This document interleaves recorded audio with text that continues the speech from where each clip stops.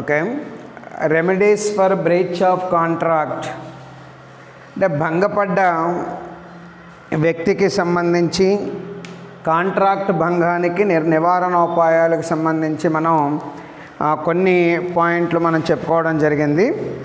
అందులో భాగంగా మనకి ఆ కాంట్రాక్ట్ని రద్దుపరుచుకోవడము, అలాగే నష్టపరిహారానికి సంబంధించి దావా వేయడము అని 2 పాయింట్లు మనం మాట్లాడుకున్నాము.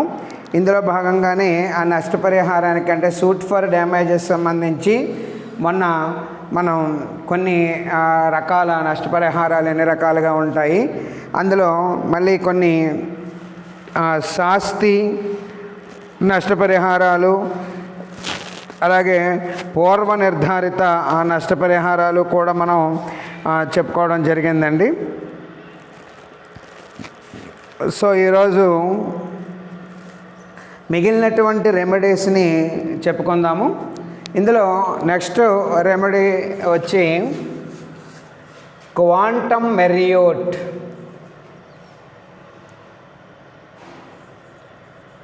క్వాంటమ్ మెరియోట్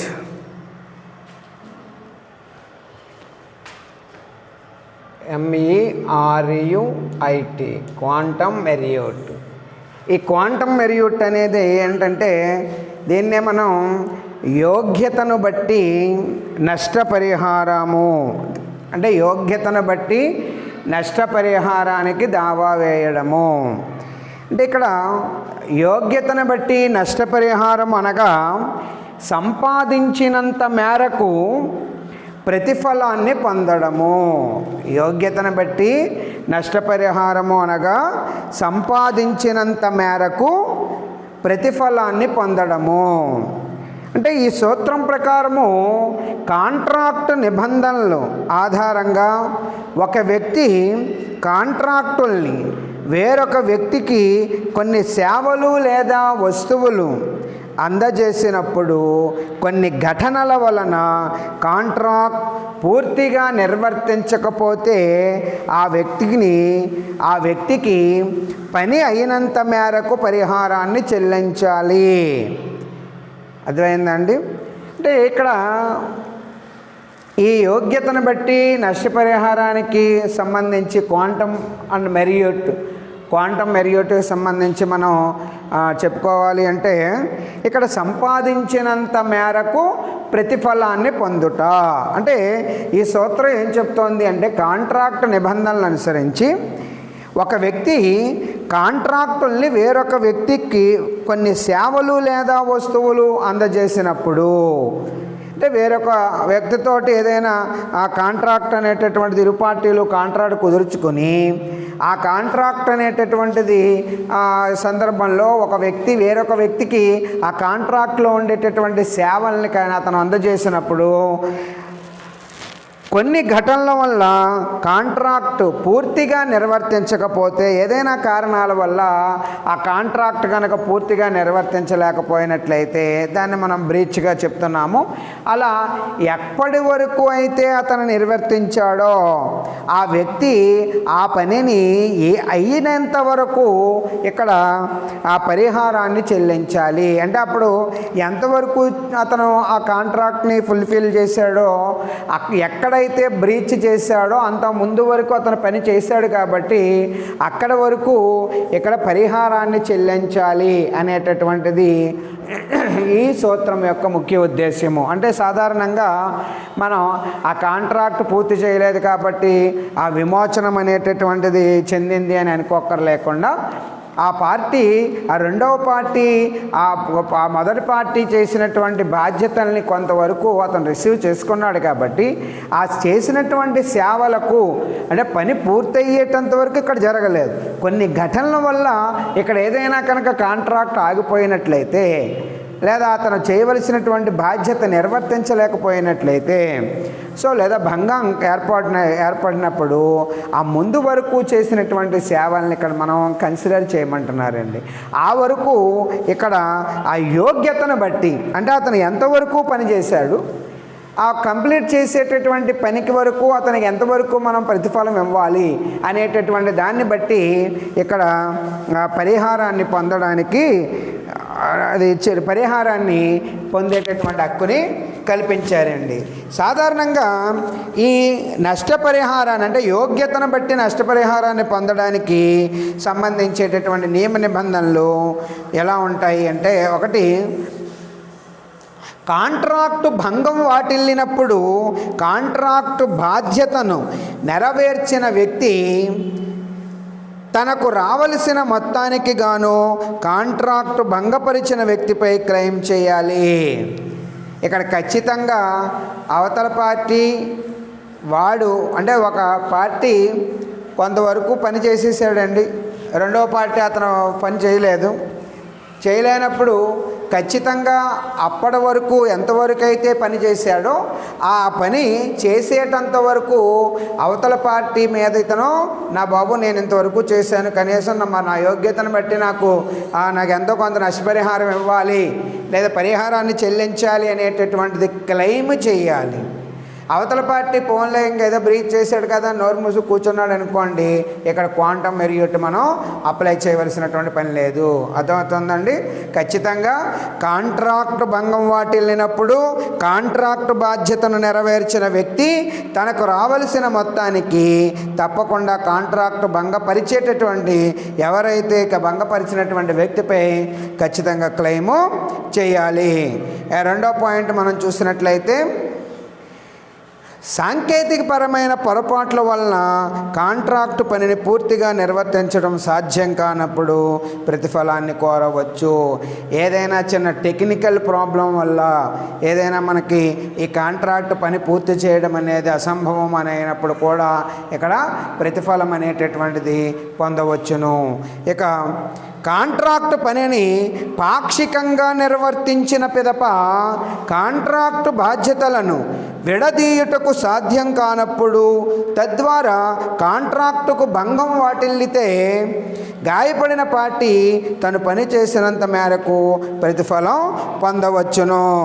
ఇప్పుడు కాంట్రాక్టు పని పాక్షికంగా నిర్వర్తించినటువంటి పిదప కాంట్రాక్టు బాధ్యతలను విడదీయడానికి సాధ్యం కానప్పుడు, అంటే ఇక్కడ కాంట్రాక్టు పూర్తిగా పని చేయకుండా కొంతవరకు పని చేశాడు, ఇంక అక్కడితో పని ఆపివేయడం అనేటటువంటిది అసాధ్యం అయినప్పుడు దాన్ని ఇంకా ఆ కంటిన్యూటీ చెయ్యాలి అని అనుకుని ఆ ఉద్దేశంలో ఉన్నప్పుడు అక్కడికక్కడ తెగతెంపులు చేసుకోవడానికి ఆ కాంట్రాక్ట్ వీలు లేనిదిగా ఉన్నప్పుడు ఇక్కడ ఖచ్చితంగా ప్రతిఫలం కోసం మనం దావా వేయడం అనేటటువంటిది చేయవచ్చును, లేదా ప్రతిఫలాన్ని పొందవచ్చండి. రెండవ పై ఎవడైతే గాయపడ్డాడో ఆ గాయపడినటువంటి పార్టీ తప్పకుండా మొదటి పార్టీ ఆ గాయపరిచిన వ్యక్తి నుంచి ప్రతిఫలాన్ని పొందవచ్చును. అలాగే చేస్తున్నటువంటి పని చట్టరీత్యా విరుద్ధమైనప్పుడు లేదా న్యాయ విరుద్ధమని ప్రకటించినప్పుడు లేదా చెల్లదని తెలిసినప్పుడు పని జరిగినంత మేరకు పార్టీలు ప్రతిఫలం పొందవచ్చును. అది న్యాయ విరుద్ధమని, ఇది చెల్లదు ఈ కాంట్రాక్ట్ అని తెలిసినప్పుడు వాళ్ళు ఎంతవరకు అయితే కాంట్రాక్ట్ కుదుర్చుకున్నారో అంతవరకు ఆ ప్రతిఫలాన్ని, అదే ఎక్కడి వరకు అయితే పని చేశారో అంతవరకు ఆ ప్రతిఫలాన్ని వీళ్ళు పొందవచ్చును. అలాగే కాంట్రాక్టు పని నిర్వర్తించుటకు పూర్తి మొత్తం చెల్లించబడితే, కాంట్రాక్టు పని నిర్వర్తించుటకు పూర్తి మొత్తం చెల్లించబడితే కాంట్రాక్ట్ పని ప్రమాణాల మేరకు జరిగినప్పుడు ప్రాబ్లం ఏమీ ఉండదండి. అలా కాకుండా కాంట్రాక్టుకు పని నిర్వర్తించుటకు పూర్తి మొత్తం చెల్లించబడి కాంట్రాక్టు పని ప్రమాణాల మేరకు జరగనప్పుడు అందుకు గాను తగ్గింపులు జరిగితే ఆ సంబంధిత కాంట్రాక్టు భంగం చేసే పార్టీ అవసరమైనటువంటి మొత్తాన్ని వాపస్ చేయవలసి ఉంటుంది. అంటే ఇక్కడ పార్టీలు తప్పకుండా కాంట్రాక్ట్లో ఒక పార్టీ పూర్తి మొత్తాన్ని ఏమైనా చెల్లించేసాడు అనుకోండి, అయితే అక్కడ కాంట్రాక్ట్ అవతల పార్టీ ప్రమాణాల మేరకు అక్కడ పని చేయలేదనుకోండి, కాబట్టి అక్కడ ఎంతవరకు ఆ సంబంధిత కాంట్రాక్ట్ భంగం చేసేటటువంటి వ్యక్తి పూర్తిగా అతనికి తగ్గింపులు అంటే జరగకుండా ఏదైనా తగ్గింపులు జరిగినట్లయితే అక్కడ పూర్తి మొత్తాన్ని ఇక్కడ అవసరమైనటువంటి మొత్తం వాపసు చేయవలసినటువంటి అవసరం ఉంటుంది. ఇక కాంట్రాక్టుకు సంబంధించిన పార్టీలలో ఒక పార్టీ లేదా ఇరు పార్టీలు తమ కాంట్రాక్టు బాధ్యతను నెరవేర్చుటకు నిరాకరించినప్పుడు చేసిన పనికి ప్రతిఫలం పొందే హక్కు వారు పొందుతారు. ఇక్కడ చూడండి, ఇరు పార్టీలు కాంట్రాక్ట్ కుదిరి చేసుకుని ఆ కాంట్రాక్ట్ కొంత మధ్యలోకి వెళ్ళిన తర్వాత ఇంకా మన వల్ల కాదు, మనం ఈ కాంట్రాక్టుని మనం బాధ్యతల్ని నెరవేర్చడము నిరాకరించినప్పుడు, ఇరు పార్టీలు కూడా నిరాకరించినప్పుడు వాళ్ళు ఎప్పటి వరకు అయితే పని చేశారో అప్పటి వరకు వాళ్ళు ఆ పనికి సంబంధించినటువంటి ప్రతిఫలాన్ని పొందే హక్కు ఇరు పార్టీలకు ఉంటుందండి. ఒక పార్టీ ఎక్కర్లేదు, ఇరు పార్టీలు కూడా కాంట్రాక్ట్ ఇంక భవిష్యత్తులో చేపట్టడము లేదా కంటిన్యూ చేయడం అనేది నిరాకరించినప్పుడు ఆటోమేటిక్గా అప్పటి వరకు చేసినటువంటి ఆ పని మీద ఆ ప్రతిఫలం వాళ్ళు పొందేటటువంటి హక్కు ఆటోమేటిక్గా ఇరు పార్టీలకి ఉంటుంది. ఇక ఏ వ్యక్తి అయితే కాంట్రాక్టు భంగానికి కారకుడవుతాడో అతను ఎలాంటి పరిహారాన్ని క్లెయిమ్ చేయడానికి వీలు లేదు. ఇప్పుడు ఎవరైతే ఈ కాంట్రాక్టు భంగం చేయడానికి సిద్ధపడ్డారో ఆ వ్యక్తి, బాబు నాకు కూడా ఏమైనా పరిహారం ఇప్పించండి, నేను అనివార్య కారణాల వల్ల చేయలేకపోయానని చెప్పి మనకి కోర్టులో క్లెయిమ్ చేయడానికి అవకాశం లేదు, ఎట్టి పరిస్థితుల్లోని వీలు లేదు. కాంట్రాక్టు భంగం వల్ల నష్టపోయిన వ్యక్తి తాను చేసిన పనికి ప్రతిఫలం క్లెయిమ్ చేయాలి, కానీ కాంట్రాక్టు భంగానికి పూనుకున్నటువంటి వ్యక్తికి ఏ హక్కు ఉండదు. ఎవరికి ఉండట హక్కు? ఎవరైతే కాంట్రాక్టు భంగపరచడం వల్ల దెబ్బతిన్నాడో, ఆపోజిట్ పార్టీ దెబ్బతిన్నాడో వాడు మాత్రమే, బాబు నేను ఇంతవరకు నేను చేసినటువంటి పనికి నాకు పరిహారాన్ని ఇప్పించవలసిందిగా కోరుతున్నాను అని క్లెయిమ్ చేయాలి తప్ప, ఎవరైతే కాంట్రాక్టు భంగం చేశారో ఆ వ్యక్తి పరిహారాన్ని నాకు కూడా ఇప్పించండి అని క్లెయిమ్ చేసేటటువంటి అర్హత లేదు. ఇక నెక్స్ట్ పాయింట్ చూసినట్లయితే, బాధితుడైన పార్టీ తాను పనిచేసినంత మేరకు ప్రతిఫలం పొందాలంటే కాంట్రాక్ట్ ఒప్పందంలో ఆ మేరకు నియమం ఉండాలి. చేసిన పనికి ప్రతిఫలం ఇచ్చే అంశం ఒప్పందంలో ప్రత్యక్షంగా లేదా పరోక్షంగా ఇమిడి ఉంటేనే తనకు దావా వేయడానికి, ప్రతిఫలం పొందడానికి హక్కు ఉంటుంది. ఎవరైతే ఈ భంగం వల్ల బాధితుడైనటువంటి పార్టీ ఉన్నాడో ఇలా దావా వేయడానికి, ఒకవేళ కాంట్రాక్ట్ కనుక ఇదివరకు ఎవడైనా భవిష్యత్తులో మన ఈ కాంట్రాక్టు నువ్వు కానీ నేను కానీ ఏమైనా నిర్వర్తించలేకపోయినప్పుడు మన బాధ్యతల్ని, అప్పుడు ఒకవేళ అది ఏదైనా భంగం జరిగితే అక్కడ పరిహారాన్ని కూడా పొందవలసినటువంటి, అంటే ఎంతవరకు పనిచేసామో అంతవరకు చేసినటువంటి దానికి పరిహారం పొందాలి అనేటటువంటి నిబంధన ఖచ్చితంగా కాంట్రాక్ట్లో రాసుకుని ఉండాలండి. ఒకవేళ ఆ విధంగా కనుక రాసుకోకుండా వీళ్ళు కనుక కాంట్రాక్టు ప్రారంభించబడి ఒక వ్యక్తి కాంట్రాక్ట్ బాధ్యతను పూర్తి చేసేసి ఇంకో వ్యక్తి భంగపరిచేయడం, బాబు నా కాంట్రాక్ట్ భంగపరిచాడు నాకు పరిహారాన్ని ఇప్పించవలసిందిగా కోరుతున్నానన్న కూడా ఉండదండి. ఖచ్చితంగా కాంట్రాక్ట్ ఏర్పాటు చేసుకునేటటువంటి సమయంలోనే దానికి సంబంధించినటువంటి పూర్తి ఆ విషయాలన్నింటినీ కూడా, అంటే ఏదైనా ఆ భవిష్యత్తులో ఈ కాంట్రాక్టు నిర్వహిస్తూ ఉన్నప్పుడు ఎక్కడైనా ఏ పార్టీ అయినా దాన్ని భంగం పరిచేటటువంటి సందర్భం కలిగినట్లయితే ఎప్పటి వరకు చేశాడో అప్పటి వరకు ఆ పరిహారాన్ని కూడా చెల్లించాలి అనేటటువంటి ఏదైనా రాసుకున్నా, లేకపోతే ఏమైనా ఖచ్చితంగా ఆ మేరకు నియమాలు ఏమైనా ఉన్నట్లయితే ఖచ్చితంగా పరిహారాన్ని పొందేటటువంటి హక్కులు ఉంటాయన్నమాట ఈ క్వాంటమ్ మెరియట్ సూత్రం ద్వారా. ఓకే, నెక్స్ట్ మనకి 4th పాయింట్ మనం చూసినట్లయితే రెమెడీస్లో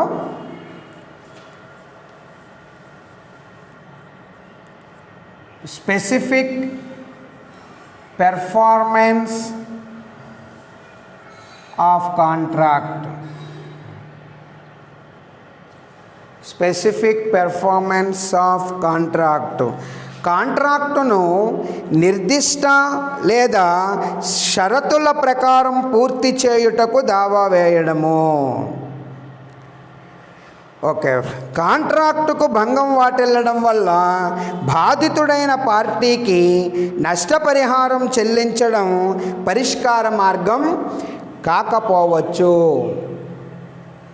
అలాంటి పరిస్థితులలో న్యాయస్థానం ఆ కాంట్రాక్టును ఇతర విధంగా పూర్తి చేయమని ఆదేశించవచ్చు.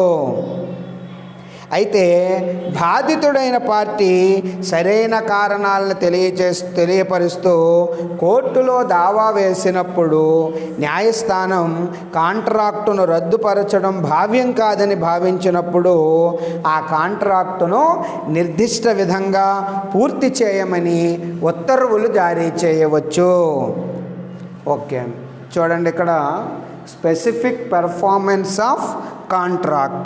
When two persons from a contract both are under an obligation to perform their part of the obligation in the contract, where one of the parties does not perform his part of the obligation, the aggrieved party can apply to the court to insist the other party on actual performance of the contract or to obtain satisfaction for non-performance.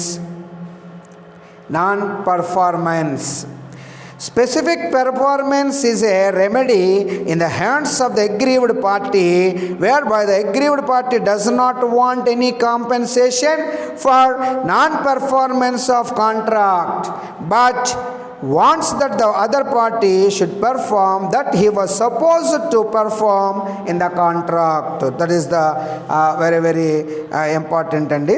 ఇక్కడ మీరు గమనించినట్లయితే ఇప్పుడు కాంట్రాక్ట్లో ఇరు పార్టీలు contract గురించి ఏదైనా ఒప్పందం కుదుర్చుకునేటప్పుడు, న్యాయపూరితమైనటువంటి ఒప్పందం కుదుర్చుకున్నప్పుడు అందులో ఒక పార్టీ కాంట్రాక్టుని నిర్వర్తించి వాడి యొక్క పెర్ఫార్మెన్స్, వాడి యొక్క బాధ్యత నిర్వర్తించి ఇంకో మిగిలినటువంటి పార్టీ వాడి బాధ్యతను నిర్వర్తించలేనప్పుడు ఆ కాంట్రాక్ట్ భంగపడుతుంది అని చెప్పాము. అప్పటి వరకు ఆ భంగపడితే ఎంతో కొంత నష్టపరిహారాలు ఇవ్వడమో, లేకపోతే ఆ పని పూర్తి చేసినంత మేరకు పరిహారం ఇవ్వడమో ఇదివరకు మాట్లాడుకున్నామండి. కానీ ఇది సమంజసమైనటువంటి మాట. ఇక్కడ మనం క్వశ్చన్ మార్క్ వేసుకోవాలి. అర్థమైందండి? ఇలా ప్రతి కాంట్రాక్ట్లోనూ కొంత పని చేయడం, బ్రీచ్ చేయడం, ఎంతో కొంత ఇచ్చేయడం, సర్దుబాటు చేసేసుకోవడం, విమోచనం చెందడం అయిపోతే ఇక కాంట్రాక్ట్ అనే వ్యవస్థకి ఇంకా ఏం చెప్తాం మనం? అందుకోసం ఇక్కడ ఏం చెప్తున్నాడంటే, ఏ కారణం చేతైనా సరే అవతల పార్టీ తన బాధ్యతను నిర్వర్తించలేనప్పుడు ఈ బాధ్యతుడైనటువంటి పార్టీకి నష్టపరిహారాలు లేకపోతే ఎంతో పరిహారం ఇచ్చేయడమో కాదు, అదంతా మంచి పద్ధతి కాదు. దాంతో అతను పూర్తిగా సంతృప్తి చెందలేడు. కాబట్టి అవతల పార్టీ అంటే ఎవరైతే దెబ్బతిన్నాడో తన బాధ్యతనంతా కూడి న్యాయసమ్మతంగా తన బాధ్యతనంతా కూడా పూర్తి చేసి అవతల పార్టీ చేతిలో దెబ్బతిన్నాడో వాడు న్యాయస్థానాన్ని ఆశ్రయించవచ్చండి. ఎలాగా? యావయ్య బాబు, నాకు ఈ నష్టపరిహారాల వల్ల లేదా ఇతర పరిహారాల వల్ల లేదా ఈ సూత్రం వల్ల నాకేమీ ఒరిగిపోయేదేమీ లేదు, కాబట్టి నాకు ఏదైనా నాకు కాంట్రాక్ట్ని వేరే విధంగా ఆ పరిహారాన్ని నాకు ఏదైనా చూపించండి, పూర్తి చేసేటటువంటి అవకాశాన్ని చూడండి అంటే అప్పుడు కోర్టు ఏం చెప్తుందంటే, ఆ వాడి యొక్క అభ్యర్థన ఖచ్చితమైనది అని భావించినప్పుడు, ఆ కాంట్రాక్టు న్యాయసమ్మతమని భావించినప్పుడు కోర్టు అలా నష్టపరిహారాలు కాదు, దీనికి ఏదైనా ఆల్టర్నేటివ్ అంటే నువ్వు బ్రీచ్ చేశావు, ఇది ఫుల్ఫిల్ చేయడానికి, ఆ కాంట్రాక్ట్ పూర్తిగా సంతృప్తి చేయడానికి వేరే మార్గం ఏదైనా ఉందో నువ్వు అనుమతి ఇవ్వడం అనేటటువంటి జరుగుతుంది. దట్ ఈజ్ కాల్డ్ నిర్దిష్ట. అర్థమైందండి? స్పెసిఫిక్ లేదా షరతులు, లేకపోతే నువ్వు కొన్ని షరతులతోటి ఆ కాంట్రాక్టు లేదా నీకు అప్పచెప్పినటువంటి పని నువ్వు అతనికి అప్పచెప్పి ఆ బాధ్యత నుంచి విముక్తి చెందాలి అని కోర్టు చెప్పేటటువంటి సందర్భమే ఈ నిర్దిష్ట లేదా షరతుల ప్రకారము ఇక్కడ మనకి ఆ దావా వేయడం అనేటటువంటిది పూర్తి చేయటం అనేటటువంటిది జరుగుతుందన్నమాట, దావా వేయడం ద్వారా. అర్థమైందా? ఇది నిర్దిష్ట మరియు షరతుల ప్రకారం పూర్తి చేయటం అంటే ఇక్కడ కాంట్రాక్ట్ విమోచనం చెందకుండా కొన్ని షరతులు విధిస్తోంది కోర్టు. అర్థమైందా? అంటే దానికి ఆల్టర్నేటివ్గా ఏదైనా చెయ్యి. ఇప్పుడు నువ్వు డైరెక్ట్గా చేయలేకపోతున్నావు, ఇంకేదైనా మార్గం ఉందా? సెకండ్ వే ఏదైనా ఉందా? ఆ వేలో వెళ్ళు, ఆ వేలో అతనికి ఆ కాంట్రాక్ట్ బాధ్యతను పూర్తి చేయి. అర్థమవుతుందండి? కొన్ని షరతుల ప్రకారము పూర్తి చేసే అని చెప్పడం అనేటటువంటి జరుగుతుంది. అయితే ఈ విధంగా ఈ నిర్దిష్టంగా మనం కాంట్రాక్ట్ పూర్తి చేయాలి అంటే కొన్ని ఈ దిగువ సందర్భాల్లో మాత్రమే కాంట్రాక్ట్ నిర్దిష్ట విధంగా పూర్తి చేయటానికి వర్తిస్తుందండి. ఆ సందర్భాలు ఏమిటి అంటే, ఒకటి, కాంట్రాక్టు కొనసాగింపుకు భంగం వాటిల్లి నష్టపరిహారం చెల్లింపు పరిష్కార మార్గం కాకపోయినప్పుడు. కాంట్రాక్ట్ అక్కడ భంగం జరగాలి, ఆ భంగానికి సంబంధించేటటువంటి నష్టపరిహారము అనేది ఇక్కడ అతనికి అది సరైనటువంటి పరిష్కారం కాదు అని ఉండాలి. అలాగే కాంట్రాక్టుకు భంగం వాటిల్లితే చెల్లించవలసినటువంటి నష్టపరిహారం లెక్కించడం అసంభవం కావడము. ఎందుకంటే ఇక్కడ ఒకవేళ నిజంగా భంగం జరిగినప్పుడు ఒకవేళ నష్టపరిహారంతో సంతృప్తి చేద్దామన్నా ఆ నష్టపరిహారం లెక్కింపు అనేటటువంటిది అసంభవము లేదా చెల్లించడం అనేది అసంభవం కానప్పుడు కూడా ఈ షరతులు లేకపోతే నిర్దిష్టమైనటువంటి దాని ద్వారా ఇక్కడ దావా వేసి మనం కాంట్రాక్ట్ అనేటటువంటిది వేరే విధంగా అతనికి బాధ్యతని నుంచి విముక్తిని చేయడం అనేటటువంటిది చూడాలండి. అంటే నష్టపోయినటువంటి వ్యక్తికి అలాగే ఆ కాంట్రాక్ట్లో ఖచ్చితంగా కాంట్రాక్ట్ నిర్వర్తించినటువంటి వ్యక్తికి ఇద్దరికి కూడా కొంత సంతృప్తి అనేటటువంటిది ఇక్కడ కలిగజేయడం కోర్టు యొక్క ఉద్దేశ్యము. అలాగే మూడో పాయింట్ మనం చూస్తే, కాంట్రాక్ట్ భంగమైనప్పుడు కాంట్రాక్ట్ రద్దు చేయటం అసాధ్యమైనప్పుడు పరిష్కారం కాకపోవడము. కాంట్రాక్ట్ భంగం చేసినప్పుడు కాంట్రాక్ట్ రద్దు చేయడం కూడా అసాధ్యం అయినప్పుడు ఈ పరిష్కారం అనేటటువంటిది కానప్పుడు మనం ఈ మార్గాన్ని ఎంచుకోవడం అనేటటువంటిది చాలా ఉత్తమమైనటువంటి పనిగా చెప్పవచ్చు. కానీ ఇందులో మీరు గుర్తుపెట్టుకోవాల్సింది ఏమిటి అంటే, ఒక పార్టీ ఖచ్చితంగా వాడు న్యాయాత్మకంగా అతని యొక్క బాధ్యతను 100% పూర్తిగా తృప్తి చేయాలి. అప్పుడే రెండో పార్టీ గురి మీద కేసు దావా వేయడానికి అర్హత ఉంటుంది. సరే, కాంట్రాక్టును నిర్దిష్ట విధంగా పూర్తి చేయడానికి సంబంధించిన ఆంక్షలు లేదా పరిమితులు ఈ క్రింది విధంగా ఉన్నాయి. అంటే ఈ పాయింట్కి సంబంధించి మన కండిషన్స్ కానివ్వండి లేదా లిమిటేషన్స్ కానీ మనకి ఏ విధంగా ఉన్నాయి అంటే, ఒకటి, నష్టపరిహారం చెల్లించడం కాంట్రాక్టు భంగానికి పరిష్కార మార్గం అయినప్పుడు, నష్టపరిహారం చెల్లించడానికి పరిహారం సొమ్ము లెక్కించుట సాధ్యమైనప్పుడు, కాంట్రాక్టును రద్దుపరచడం పరిష్కార మార్గంగా నిర్ణయించినప్పుడు,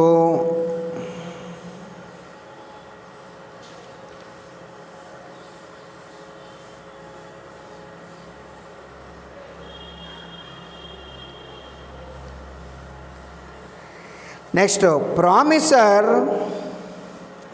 ప్రామిసర్ వ్యక్తిగతంగా కాంట్రాక్టును నిర్వర్తించవలసి ఉన్నప్పుడు, అలాగే కంపెనీ నిబంధనలకు విరుద్ధంగా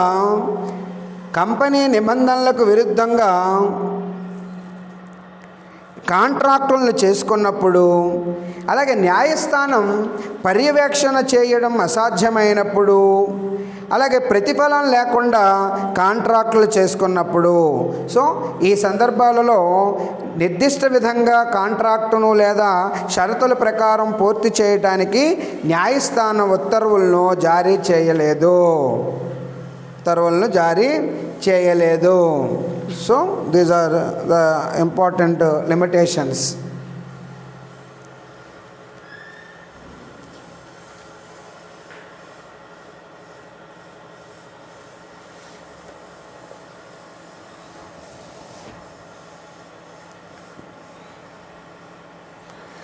Okay, in next last remedy,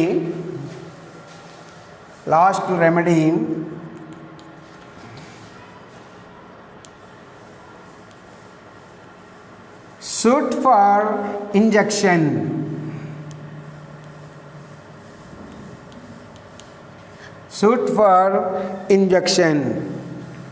నిషేధపు ఉత్తర్వుకు గాను దావా వేయడము, సూట్ ఫర్ ఇంజెక్షన్.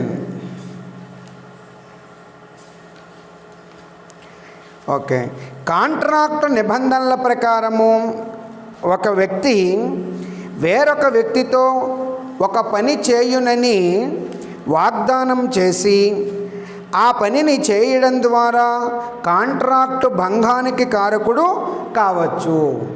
అంటే కాంట్రాక్ట్ నిబంధనల ప్రకారం మనం చూసినట్లయితే ఒక వ్యక్తి ఒక పనిని వేరొక వ్యక్తితో ఒక పనిని చేయనని వాగ్దానం చేసి ఆ పనిని చేయడం ద్వారా కాంట్రాక్ట్ భంగానికి కారకుడు కావచ్చు.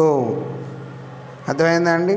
చేయను అని చెప్పి ఆ పని చేయడం ద్వారా ఆటోమేటిక్గా అతను కాంట్రాక్టు భంగానికి అక్కడ కారకుడు కావచ్చు.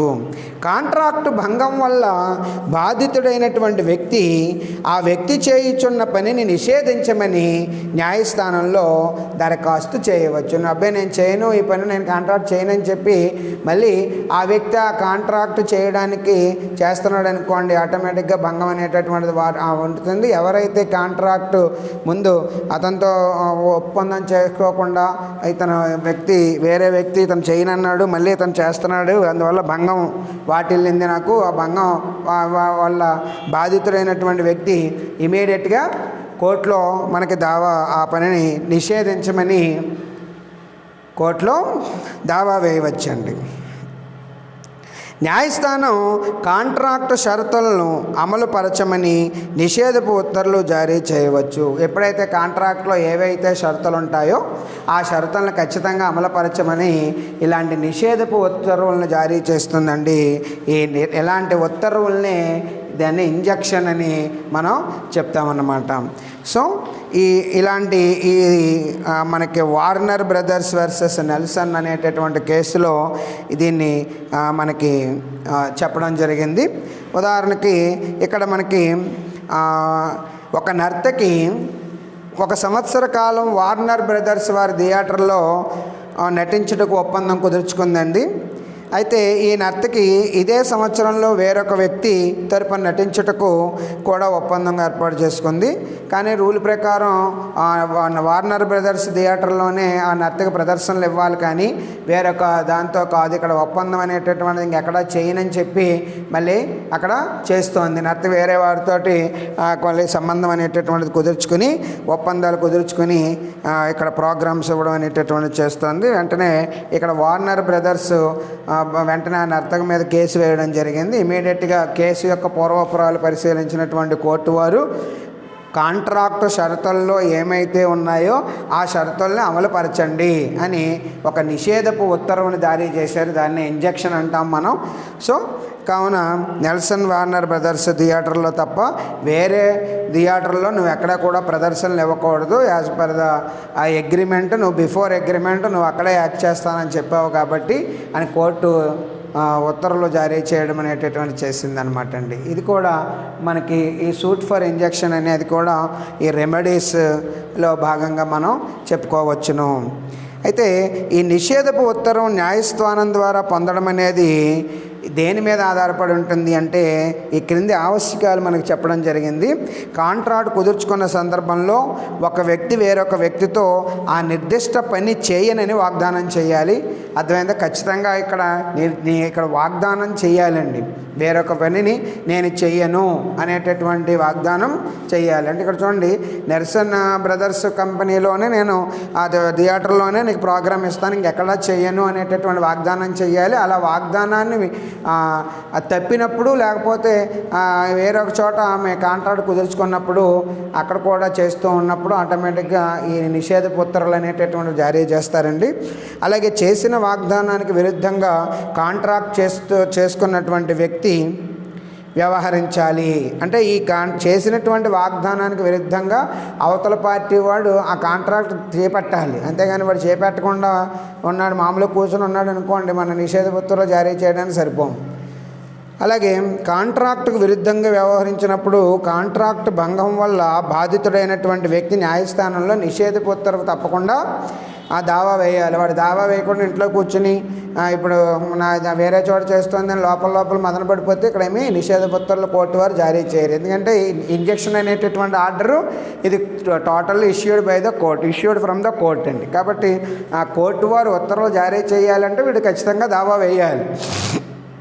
ఇక న్యాయస్థానం నిషేధపు ఉత్తర్వు జారీ చేయడానికి అవసరమైనటువంటి ఆధారాలు కూడా ఇక్కడ ఉండాలండి. ఖచ్చితంగా ఆధారాలు ఉండాలి. ఏదో ఆధారాలు చూపించేసి కోర్టుని మభ్య పెట్టేద్దామని ప్లాన్ చేసినా కూడా అదేమి వర్కౌట్ అవ్వదన్నమాట. సో ఈ విధంగా కాంట్రాక్ట్ భంగం జరిగినప్పుడు బాధితులైనటువంటి పార్టీ కాంట్రాక్ట్ రద్దు చేసుకోవచ్చు, లేదా నష్టపరిహారం కోరుతూ దావా వేయవచ్చు, లేదా యోగ్యతను బట్టి నష్టపరిహారాన్ని పొందవచ్చు.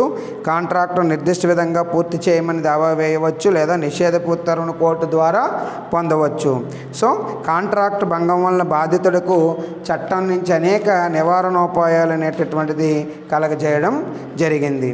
సో ఇది మనకి ఆ రెమెడీస్ ఫర్ బ్రీచ్ ఆఫ్ కాంట్రాక్ట్కి సంబంధించినటువంటి ఇన్ఫర్మేషన్ అండి.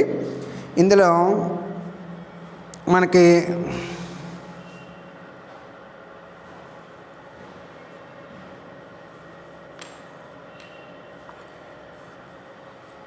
ఇక్కడ మనం ఇంజక్షన్ గురించి చూసుకున్నట్లయితే, injection is a judicial process whereby a party is ordered to refrain from doing or to do a particular act or thing.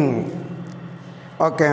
In general words, injunction is a judicial process by which the court issues an order to refrain the wrongdoer, to restrain from doing the wrongful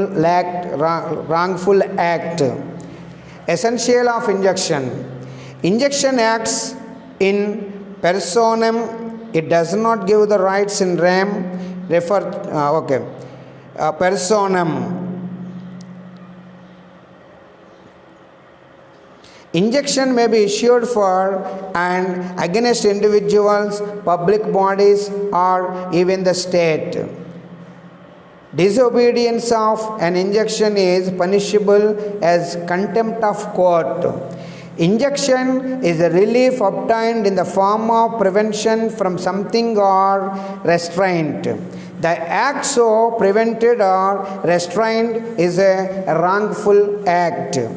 An injunction will not be issued where damages are the appropriate remedy, where injunction is not the appropriate relief, where the plaintiff is not entitled to an injunction on account of his conduct, where the contract cannot be specifically enforced, where the injunction would operate inequitable.